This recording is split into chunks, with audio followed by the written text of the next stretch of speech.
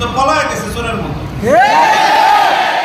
আগামী 50 বছর না 100 বছর পর্যন্ত তোমরা এই জমিনে মাথা নত করে চলবে, কারণ তোমরা এই জমিনে হত্যাকারী, খুনি, তোমরা এই জমিনে তোমরা সম্পদ লুণ্ঠনকারী, এই জমিনে তোমরা স্বৈরাচারী, ফ্যাসিবাদী, এই জমিনে তোমরা মানুষের অধিকার লুণ্ঠনকারী, এই জমিনে তোমরা আল্লাহর দ্বীনের বিরুদ্ধাচরণকারী, এই জমিনে তোমরা আলেম সমাজের বিরুদ্ধাচরণকারী, এই জমিনে তোমরা আল্লাহর পয়গম্বরের ইজ্জতের হেফাজতের জন্য যারা মাঠে নেমেছিল তাদের রক্ত তোমাদের হাতে।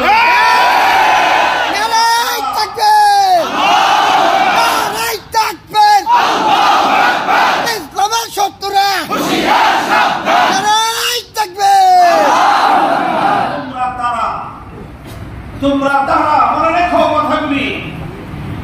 যখন 2013 সালে বিতর্ক হয়েছিল, মূল ইস্যু ছিল আল্লাহর নবীর ইজ্জত। নবীর ইজ্জতের জন্য স্লোগান তুলল হেফাজতে ইসলাম বাংলাদেশ, আর নবীর ইজ্জতের উপর আঘাত করলো ব্লগার চক্র। ব্লগার একটাকে নবী প্রেমিকরা, নবীর আশিকরা সাইজ করে দিল, নাম হলো রাজীব হায়দার। এই রাজীব হায়দারে তোমাদের নেত্রী প্রথম বলেছিল দ্বিতীয় প্রজন্মের মুক্তিযুদ্ধের প্রথম শহীদ। ঠিক, সমস্ত তার অনুসারীরা তোমার নেত্রীর কথায় তোমরা তার সঙ্গে সুরে মিলেছ। 2013 সালের 5ই মে রাতের অন্ধকারে শাপলা চত্বরে লাইট বন্ধ করে নবী প্রেমিক তৌহিদি জনতাকে পাখির মতো গুলি করে তোমাদের নেত্রী এবং তার নির্দেশে পেটুয়া বাহিনী খুন করেছে। তোমরা কি করেছো? আমরা সাক্ষী। ঢাকার শহরে, সারা বাংলাদেশের প্রত্যেকটা থানায়, প্রত্যেকটা জেলায়, প্রত্যেকটা বাস স্ট্যান্ডে পর্যন্ত কারা কারা শাপলা চত্বরে গিয়েছিল, সেখান থেকে আহত, ক্ষত বিক্ষত অবস্থায় যেমন ফিরে এসেছে, রাস্তায় রাস্তায় তোমরা তাদেরকে নির্মম নির্যাতন করেছে। ভাইয়েরা গুলিবিদ্ধ হয়ে হাসপাতালে গিয়েছে, তোমরা হাসপাতালগুলো তল্লাশি করে নবী প্রেমিক সেই সমস্ত হেফাজতের নেতা কর্মীদেরকে হাসপাতালে গিয়ে নির্যাতন করেছে। এমন ঘটনা আমরা জানি, সুনির্দিষ্ট ভাবে জানি। পঙ্গু হাসপাতালে ভর্তি হয়েছে, পায়ে গুলি, সম্ভব ছিল ডাক্তারদেরকে বাধ্য করেছে পা কেটে ফেলে দাও, কারণ হেফাজতের পা।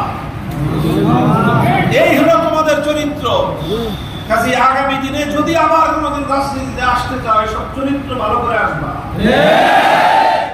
বাংলাদেশে তোমাদেরকে রাজনীতি করতে দিব না আমরা। অন্যদেরকে বলি, অন্য যারা আছে আওয়ামী লীগ ছাড়া, তারা যদি কেউ থাকেন, যদি আপনাদের মধ্যে কিছু চরিত্র থাকে বদলায় বানা, আর যদি নাও থাকে ভবিষ্যতে যেন না আসে খবরদার। ইসলামের কথা বলবো, আমরা জোর গলায় বলবো।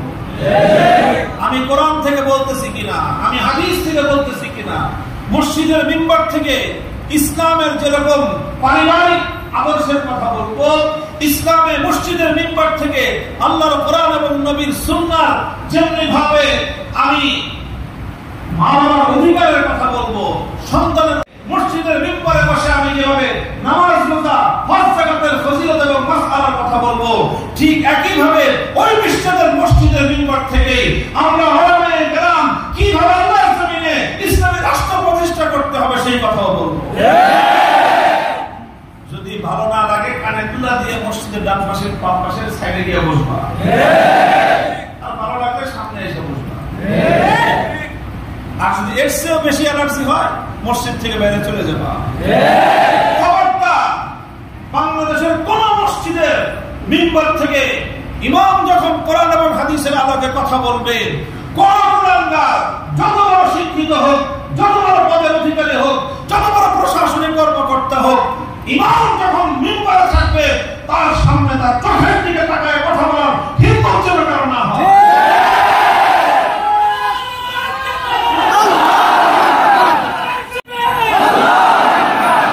আওয়ামী লীগের মূল সমস্যা ছিল এগুলা, মূল সমস্যা ছিল তাদের এগুলা।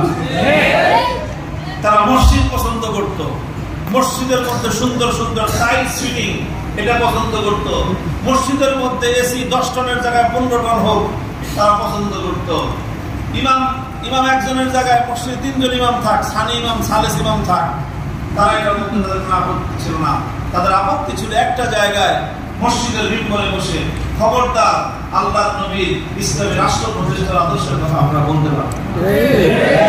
এই ছিল তোমাদের সাথে আমাদের সংঘাত। আর যখনই আমরা এই কথা বলতাম তখন তোমরা আমাদের উপর হামলা করতে হায়নার মতো।